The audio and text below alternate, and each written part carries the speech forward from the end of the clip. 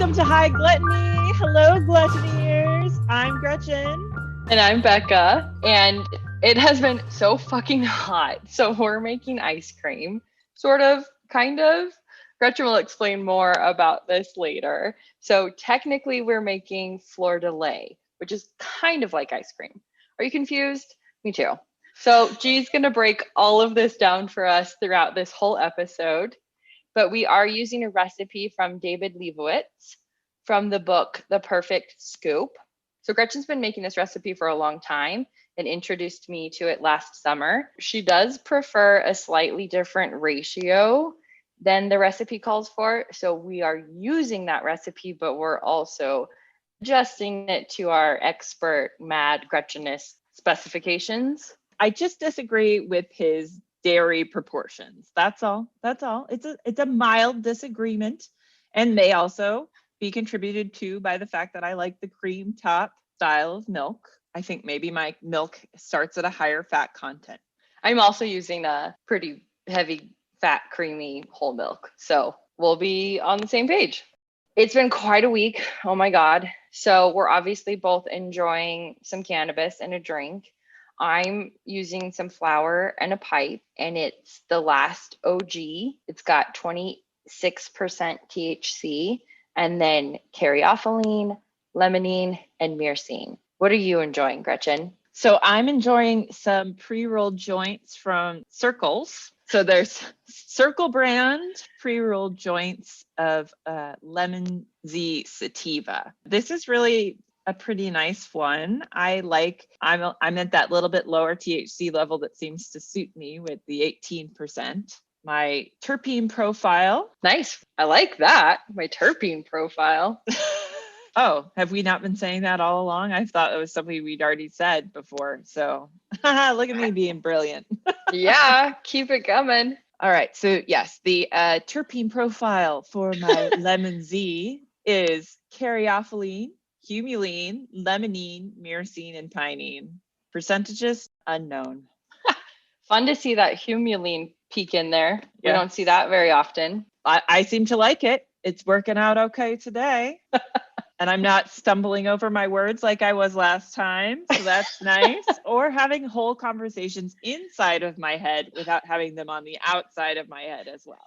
It was a ride. Yeah. Thumbs up. Are you drinking anything today while we're talking and cooking? Talking and icing? Talking and icing. I mean, there's cooking then icing. I'm having a Porto Tonico with Dow's White Port, my favorite. Delicious. And you are enjoying? Classic gin and orange juice, and I can't stop singing, sipping on gin and juice, laid back. So that's just running through my head this whole time. Awesome. Find us at highgluttony.com, Instagram, Facebook, and help us spread the gluttony message by liking, subscribing, and telling a friend about us. Thanks for joining us. Let's get to it. Let's get to it and just let me talk for the next half an hour about what? Ice cream. Woohoo! We are on the journey of ice cream, which apparently is a very daunting topic. As pointed out by one of the only food podcasts I listen to, Save or Pod. They had a whole episode on gelato this week, which was incredibly helpful as far as research goes for getting into this whole Fleur de lait, ice cream, and tangentially gelato. There will be a little gelato talk, but not a lot. So I'm buckled in. I'm ready to go on this discovery journey with you. We're going to learn all about ice cream styles. First, we'll go through a brief overview. Well, very first, we'll have some fast facts. Then we will discuss ice cream styles and what the differences are. That'll bring us into the whole history of being able to freeze ice cream and how and why that can happen and what salt has to do with it, because can't get away from salt. It's fucking everywhere. Thank God. Thank Anaheim pepper. Yeah. Thank Anaheim pepper. We worship at the altar of food, and therefore Anaheim pepper is our god pepper. Okay. Fast facts.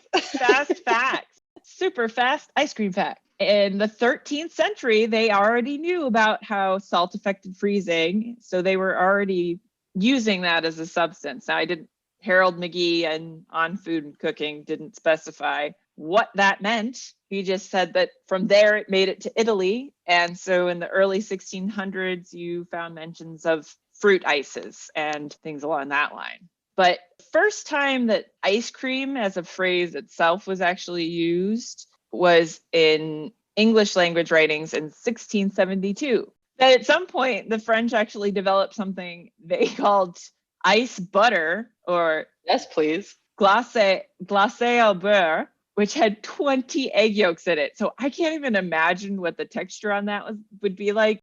It would be sliceable, I would think.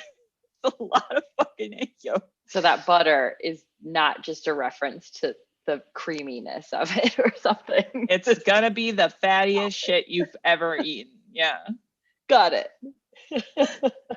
And by the time the American Revolution started to happen, they had figured out in France that if you stir your ice cream mixture, that it gets less crystalline. So this is where you see sort of the first iterations of those trying to move it around and break the ice structure a little bit.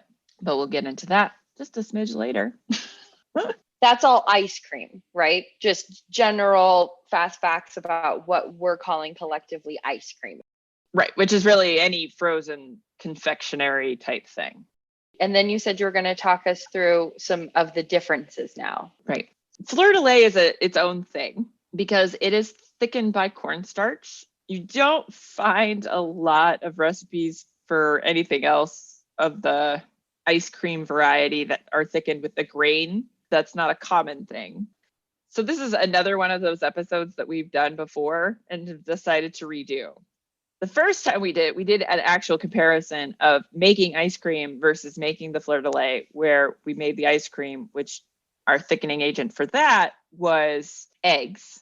And for this, we've got our cornstarch. So we did much more direct comparison, but this time we were like, I'm not messing around with that egg type shit. Like I love this Fleur de lait recipe because it makes such an easy frozen treat without having to worry about curdling or breaking your mixture. So it sounds like so far the major difference though is eggs versus cornstarch, which is what we're doing today. Right.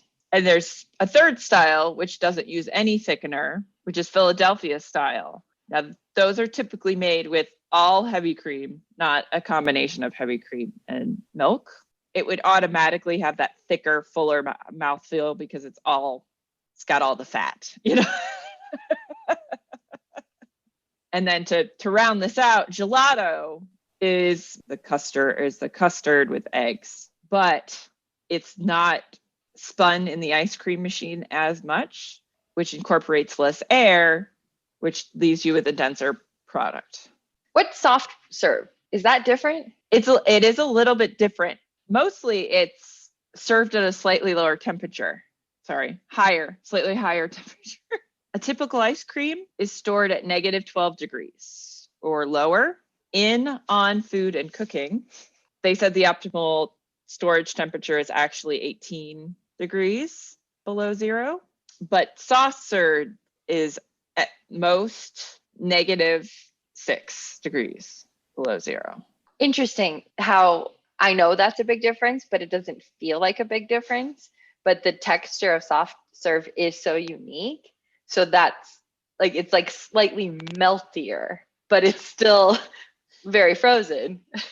This is kind of a good segue into the next portion about freezing and air content and all that, since that's the primary difference there. Before you do that, could you talk us through just kind of an overview of the ingredients used in each of these? Are they all the same and the only difference is egg or cornstarch?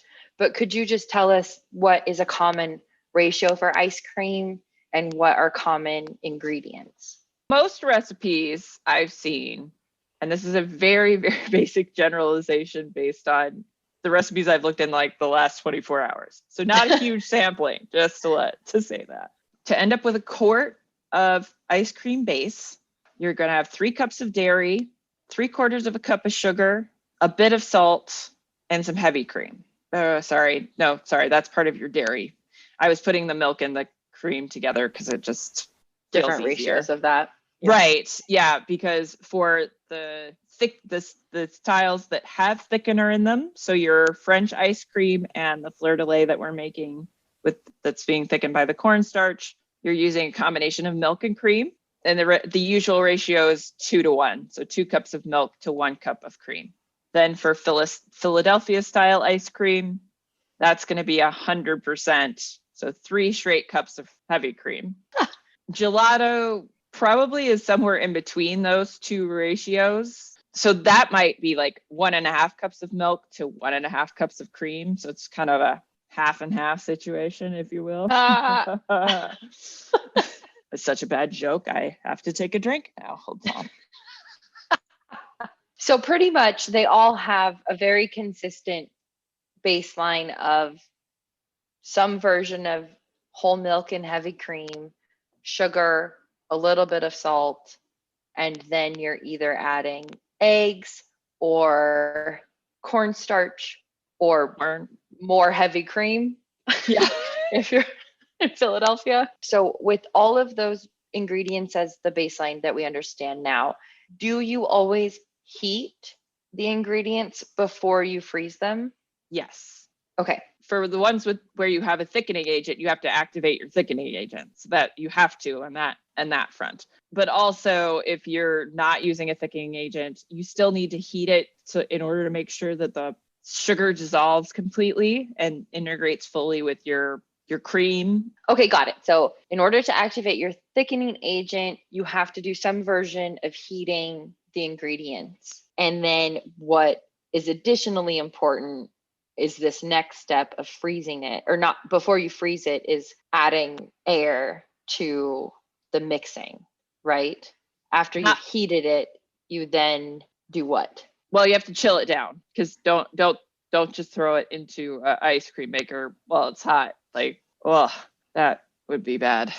And even better if you can let it sit overnight, but you can also quick chill it just to make sure that it's cold. So if you put it over an ice bath and stir it, you can get to your freezing step much faster than if you just stick it in the fridge.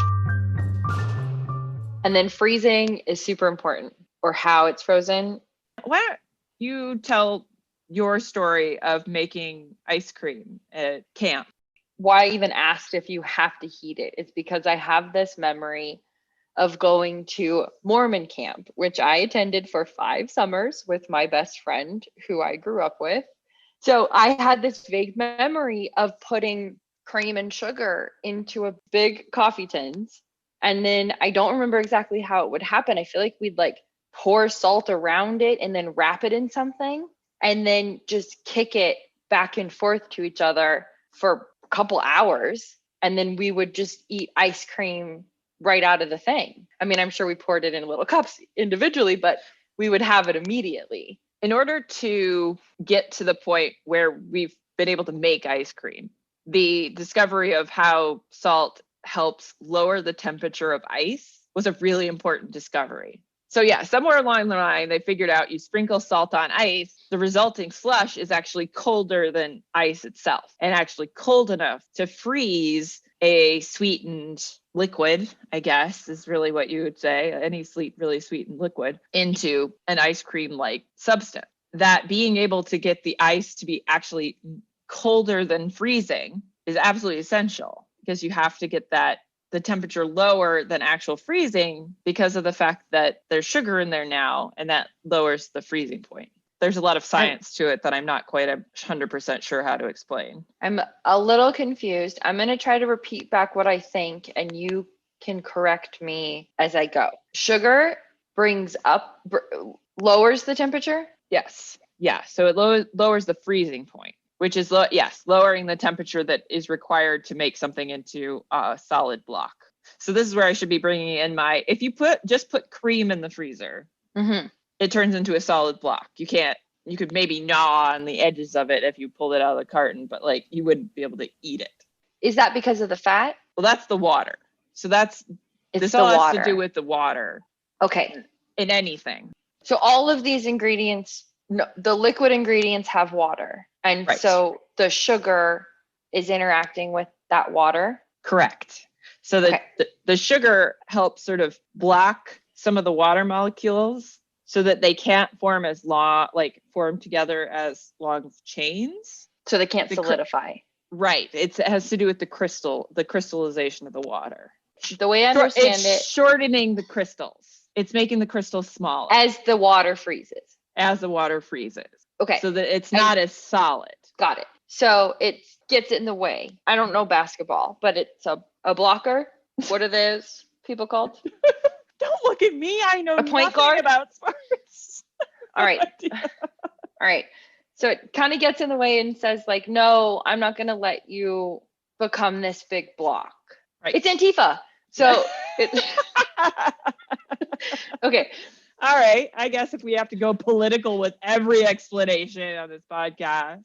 Sugar and water work together. The sugar helps it with not being so crystallized. So it's not as like icy of a texture. And then the salt does what again? So the salt is sort of an external chemical reaction. Yes. So it affects the temperature of the ice that you're using to freeze the ice cream. All right. So both salt and the sugar react with the water in your liquids and in some cases in your ice. Yes. And then the combo of those, when like spun together, creates this balance of getting your mixture to the right cold temperature while not allowing it to become just like, what were those icy things called? Ices? The flavor pops or? Yeah. Otter pops? Otter pops, like an otter pop. Mm-hmm. So it stops it becoming an otter pop. Did I understand that? Yes. Oh, good job, us. We finally explained it to each other. Yay! Sorry if no one else understands. I get it. I hope you're with us now. And so I can't explain this any differently. I don't know. No, that's great. So then a couple of other things that change then are like we said, the combination of your heavy cream or your whole milk or some version of thickening agent. And then what about the air that you were talking about as a difference in some of the different styles? So when we were talking about soft serve before, another component of that is they basically always have a churning, and that's just keeping a steady supply of air in there so that it's just soft all the time and delicious and melty. And God, I want a soft serve cone. So the other term for like air added to ice cream is called overrun, and it does have to do with the churning process. You and I have KitchenAid mixers that we have the ice cream freezer attachment. A really nice thing about the KitchenAid mixer is being able to control the speed. If you mix your stuff on a slower speed for maybe a little bit longer time, you won't end up with as light of an ice cream. It'll be a denser ice cream. Lower speed, longer time, denser ice cream. And maybe not even a longer time. I'm not sure about the timing on that. Lower speed equals denser because you're not letting as much air in. Right. The rotations are fewer. So it's akin to making whipped cream. Ugh. If you were trying to make whipped cream and just mixing really slowly, you would never get there. Nothing's going to happen. Nothing's going to happen. Like every time I've tried to make whipped cream by hand, you mean? Right. Yeah, okay. Like exactly like that. Since I tend to like my ice cream a little bit more towards like the soft serve side, I love to incorporate a lot of air into mine. So I tend to like to whip mine on a pretty high speed. You get a bit more volume. So I guess I need to like stop asking myself why sometimes I end up with less and sometimes more, because I need to pay attention to how high my speed is on my mixing. But I do like a softer ice cream. So now I know that I do want to aim for that higher speed, because then I'll get that more air mixed in, which will also make your ice cream melt at a little bit lower temperature, just because that air is air and warms up faster than solid matter. Oh, that made me so excited to eat our ice cream. Oh my God, our Fleur de lait, I mean. It is going to be very, very good. So we've covered pretty much everything, I think, at this point, as far as freezing and ice cream goes. All the things you think we need to know before we jump in. I sure as shit hope so. If I've forgotten anything, I'm not going to remember it now. Right, too late. I think I have a pretty good understanding now of the differences and the process. Should we jump into making our own Fleur de lait? Probably. I think it's time. All right. Here we go. I will read the ingredients. This is Gretchen's version again of the David Lebovitz recipe. So we're using 2.5 cups of whole milk, 3/4 cup of sugar, a pinch of salt, 3 tablespoons of cornstarch, and 1/2 cup of heavy cream. And we talked about cornstarch playing a role in the difference between the styles, but how does it work here? We've talked a lot about egg yolks and how they work and the fact that it's protein. So this works a little bit differently in that the cornstarch particles suck in the liquid and therefore create like a gel almost. And that's the thickening you get from most plant type things of this nature. Grains. I am confused. The particles in corn help it bind? Sort of like it gets sucked into it. You ever made like tapioca or something like that before? I hate tapioca. You're not alone. Many people do. I was just wondering because I was like, that seems like the closest thing like that I could give you to something you could see, because what it does is it absorbs liquid. Okay. Because whereas like with egg yolks, they make like a net sort of, and keep things in place like that. This is sort of like how liquid kind of absorbs into a cotton ball. Okay, that's helpful. That it just grows a little. Yeah. Okay, cool. How does cornstarch exist?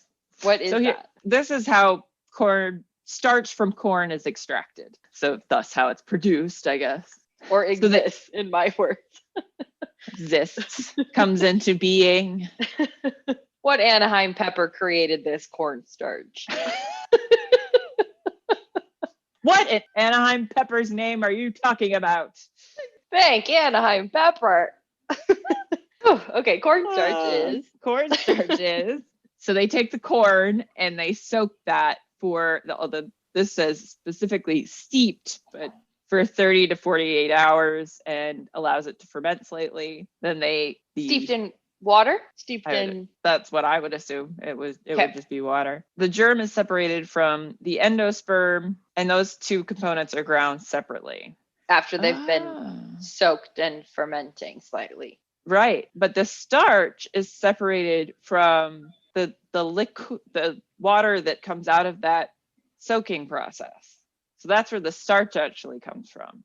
The water that has been steeped in the corn, much like pasta water used as a thickening agent. Yes. And then, so how does that become the powder I have in front of me? They use centrifuges to separate out. Oh, I see. Yes. I see. Okay.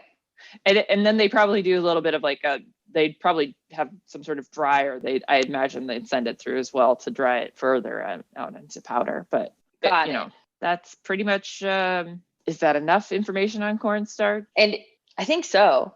So then I guess it's time to make it. I guess so. Let me tell you what we're going to do first and foremost, and then we're going to do it. And hopefully it'll take about 5 minutes to get through this whole thing once we actually get started. So we're going to mix the milk and the sugar and salt all together over low heat. And then we are going to mix together our cornstarch and heavy cream. But you have to do this in a specific order, otherwise it won't work very well. So you have to go liquid into dry. We're going to start with our cornstarch in the bowl, and then we're going to pour our heavy cream into it, mixing them together until they're completely combined. Then we're going to take that liquid cornstarch heavy cream concoction, add it to our milk that's been warming, Then we can crank up the heat just a little bit and let it cook, come to a boil, and let it cook for 2 minutes. Then turn it off and chill it down. And then once it's cold, you can put it in your ice cream freezer. And ta-da! So quick. First, we heat up milk, sugar, salt. Then we separately combine our heavy cream into our cornstarch. And then combine those, bring it to a boil. And then it goes into the ice cream maker to mix for about how long? Did you say after it chills down? You have to chill it first. Yeah, after it chills down. Very important. I already forgot that step. I was like, I wasn't sure if maybe your internet bleeped out right over like you saying it, chilling it down or something. Like, did I miss that? Okay. Nope, that's why I'm repeating it, because I want to make sure I get this right as we go, because I know it'll go fast. Yes, that's true. We've had that failure before where something goes too fast and I can't explain it as we go through. So completely cool down. Then it goes into the ice cream maker, and we have frozen our bowls in advance. That's important for keeping the mixture from warming again, right? As it mixes. So the way your ice cream maker works, basically it's a liquid that they put in there that freezes at exactly the right temperature to make ice cream. So it's like a self-contained salt and ice combo that you. Oh, so you freeze it not because mixing it heats it. You freeze it because as you're mixing it, it's turning into the ice cream. Exactly. Yes. Very cool. So our bowls are just lined with this magical chemical that perfectly freezes our mixture. Yes, exactly. Science and magic. I love it. Just science. Science and magic makes food. Definitely makes high gluttony food. Yes, it does. First step, put our sauce pot on warm. Yep. Add our ingredients. So they heat up with the pan, the milk, sugar, and salt. Yep. All right. And again, that's 2.5 cups of whole milk, according to Gretchen's preference. And 3/4 cup of sugar. Are you using granulated caramel? No, I'm using white sugar. I went for the authentic recipe this time. Same. I also don't know if I ran out of granulated caramel or I just lost the container, but I haven't come across it in a while. Whoops. Pinch of salt. And so then the salt in this case inside the recipe itself is just to highlight the sweetness. That's how salt works in these moments, or? Yes, exactly. Yes, you understand that. I am learning. You are learning. So I've got mine kind of on medium heat right now. Sorry. Oh, okay. Are you using a whisk at this point or a spoon or spatula? I just used a spoon, a wooden spoon. Okay. I've added my heavy cream to my cornstarch. And I got I had put first the cornstarch into this bowl and then I poured the heavy cream into it slowly. So it's like a little bit at a time. Okay. And did you use what did you use to mix it? I just used a spoon. Okay. And I am going to use a whisk for the next part. On the stovetop? On the stovetop. Okay. So it's and the reason for that is that you've got all those little parts to break things up and distribute them much more quickly than a spoon will break it apart. I see. Even though it's a liquid, but still. Yeah, my fat globules have now melted into lovely patches of butter on top of my pan of milk here. I'm still mixing my cornstarch and heavy cream. Okay. Got a few tiny clumps. I'm going to proceed. Okay. So that means bringing it to a boil? Well, whisking it into the milk first and then bringing it to a boil. Just added mine. So I didn't even turn my temperature up at all because it was pretty much already boiled, like pretty close to a boil. And I've just been stirring with a wooden spoon now this whole time, and it is simmering here. So all right. My stovetop always takes so long to heat up, as we know. So I'm just slowly stirring. Okay, 1 minute down. Oh, gotta turn it down some more. Okay, you might want to be pretty aggressive once it gets to a boil on the turning it down, because otherwise I should have used my slightly larger pan for this. I see. I was about to make a mess, but since I'm standing here, it's good. I'm all the way on to low. Crisis averted. Oh, and that's 2 minutes. Mine's just starting to steam a bit. Always just running so far ahead of you. I know. It's our electric stove or gas stove. Talk about science and magic. Science and magic. Well, I'm going to get an ice bath together so that I can chill mine down. Will you pour it into a separate bowl and then put that in the ice bath? Yes. Okay. So I am just going to agitate this over the ice bath to cool it down a little bit quicker too. And I have to be delicate because I put too much water and ice in the bottom. Am I looking for this to thicken, or how Yes. much is it supposed to thicken? A thick sauce consistency. Like an Alfredo? Yes. Alfredo or slightly too far Alfredo. Got it. I am hungry. No. It's like, what am I going to eat? We had this fava bean gnocchi last night with a little bit of daikon radish. And Ooh. I think we're going to make it again tonight because we only used half the gnocchi we had. And then we used all the fava beans. But today the guy gave us a whole other thing of fava beans. And so we were like, well, I guess we're doing that again. I've got zucchini, and more zucchini. What are you going to do with all your zucchini? So Tamara had sent me a recipe for like pan and potato and zucchini, like dough galette type thing. Like in a pastry kind of thing? No, just cooked in the pan, like more like a gratin sort of style. Okay. And so I want to try that, and I have some potatoes I really need to use.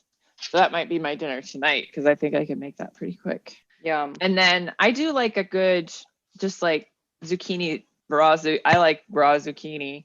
I've had like really good like lemon dressed salads with zucchini in it, and like yum, like raw. Yeah, I really like it. And then like pecorino romano cheese with that would be really good. Yum. Might make that too because it is good too if it sits overnight in the dressing. That sounds really good. We had a bunch of sunburst squash this week, and just I was thinking about how we cooked the salmon and the steak last weekend. Yeah. And so I started them off really low heat with no oil and let a bunch of like the moisture get out, and then turned it up a little bit, added a little bit of oil and salt, and then just like kind of turned off the heat, and it was so good. Oh, nice. I'm so proud of you. I am so proud of me and you and us and all the learning. All right, this has been boiling and I've been mixing, and now I'm going to turn it off heat because I've got my Alfredo sauce going. Wow. Mine's pretty well all cooled down to basically room temperature. Yours is almost chilled and mine's just now hot enough. That's the benefit of the ice bath. Just make sure you stir it fairly frequently while it's chilling. Okay. I'm assuming you remember last time it kind of gets like it's a bit of a weird texture after it sits overnight if you don't stir it like the whole time. But I forget what I was going to say. Shit. It gets a weird texture if you don't stir it while you're cooling it down. Oh, right. It sort of like solidifies more on the top than the bottom. Oh, you'd observed that. Maybe that was one of the other times. Maybe you didn't have to suffer through that because probably I told you needed to stir it a lot. Probably. You were always looking out for future Becca. I know. It's interesting. So I listened to this other podcast. You're so well podcasted, Gretchen. I'm always listening to more podcasts. That's my new, you're so well read. You're so well podcasted. You are sourcing your information from so many places. Yes. What a diverse source of truth you're getting. Lots of truthiness. And you were saying you were listening to another podcast? Oh, so Lewis Black's Rantcast, and somebody had written in about recipes. So this person was trying to make challah bread. They found out like recently that part of it is like each piece of the braid you have to kind of ferment on its own, and then you can kind of when you braid it all together, it will have more of a braided appearance as opposed to like the top layer just kind of looks braided, but everything else is a big mush underneath. Right. Okay. Wait, why were we talking about this? Oh, the podcast. Oh, the podcast. Somebody called in. Yes. So they were complaining about how recipes were written and things like that. Same. Yeah. So I was like, oh yeah, this person. She was like, I don't need to know how you feel about it. Just tell me if water's in there or not. Right. Well, I'm glad other people share our grievances, even though they're not even grievances, they're just preferences. I'm still chilling mine down. Gretchen, yours is already completely chilled, right? Or it was at room temperature the last I heard. It's getting there. I might pop it in the fridge for a little while and freeze it a little bit later. But yes, it's working its way down to being very cold as well. Then I guess this is where we'll leave our gluttoniers for now. And then if you just hang out a few more seconds, you'll hear our final thoughts and how the Fleur de lait came out for both of us. And if I actually get to make a pistachio Fleur de lait today, we'll see how that goes. My additional experiment that has so far already gone off the rails in that somehow the pistachio soaked up all the liquid. So now I have to add more liquid to try and get my initial liquid to come out of the nuts and cook that and see where that goes. It's going to be a whole thing. A whole thing. Were the pistachios working kind of like the cornstarch in this case? Yes. Another connection. Ta-da. Yes. Unforeseen consequence. I'm just going to add more milk. You're not going to make like pistachio muffins or something? Oh, I could once I at least get some of the flavoring out of here. So you'll still use those pistachios, add more milk, and then use the milk for Fleur de lait, and then use the pistachios still for something else. Correct. Cool. Yeah. I was trying to repurpose my soaking nuts for additional purposes after. Buy it a nickel. For every time somebody said soaking nuts. Repurposing my soaking nuts.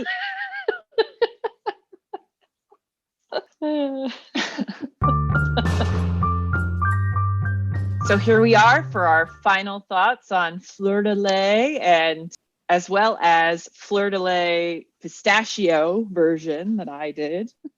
Yes, I'm so excited to hear about the pistachio. I'd be more excited to share about it if it was a real success. That's fair. I don't feel like it was my most successful ice cream of all time, unfortunately, or Fleur de lait style ice cream of all time. Because the oil from the nuts kind of added another dimension of fattiness to it. And so what I should do in the future is cut back on some of the heavy cream and use more milk and slightly less heavy cream, counteract that fattiness. Flavor was good, just didn't go exactly according to plan. Too much fat. And that's not something you hear me say very often, but unfortunately, that was the case. I don't know if I've ever heard you say that. Yeah. Apparently, ice cream is where I'm picky about my fat. That's the only place. How did your regular Fleur de lait come out? Brilliant. It was perfect. Lovely. You've nailed it. Yes. Yeah, I've done Fleur de lait enough times now that I've got the plain stuff down. It's just trying to make it more complicated. Should not do that. Shouldn't do it. What would we be without a Gretchen experiment? Nowhere. I don't think this podcast would exist. That's totally true. How did your Fleur de lait fare? Fleur de lait fare, not so great. It was a little too fatty for me. And I think I don't know if I left it in, but I'd mentioned at one point that there were little clumps of cream, and I never took those out or sort of got them to a point of dissolving enough that they disappeared. So I had a hard time with it. There were just a few pieces that just felt like really just too fatty. So I didn't eat too much of it. James finished it, of course, and loved it. So like, I think it was just me, but I want to do it again. I keep saying I'm going to do it again since that day when it wasn't good, but I haven't made it yet. It's hard to do things. It is hard to do things. And I want to be able to do this thing because I love the cornstarch piece of it. I love, like we say throughout, that it's so easy without egg, without anything that you have to worry about beyond just kind of like heating it up and letting it cool. Yeah. And then letting your mixer do the rest. I'm finally remembering. Yes. Well, practice makes perfect. So I guess you're going to have to practice. I think so. So another success, I think. Learned a lot, of course. Came out, I ate it. It was delicious still. It was still better than, a lot of things I've had recently. So it was worth it. I'll make sure that on our tips and tricks bullet points in the blog post, I'll make sure to say, if there's clumps of fat in your your milk, you might want to remove those. With ice cream, there is such a thing as too much fat. I think so. I think we figured it. We found it. We discovered it, even though I'm tempted to make that butter thing, the egg yolk, so many egg yolks with cream, beurre de glacé or whatever it was. The one that you said would just kind of stand up on its own. It was so egg yolky. Yeah. Be like frozen flan. Oh my gosh. Oh, that makes me kind of gag. Oh, sorry. I forgot about your egg thing. Oh, no, you're fine. That's fine. Anyway, you'll be able to find the recipe we used on hightogluttony.com, along with our tips and tricks, as well as any other pertinent information we feel necessary. You can follow us on Instagram, Facebook, and be sure to tell someone about us. We're growing. We're excited to see listeners all over the place. Thank you for joining us.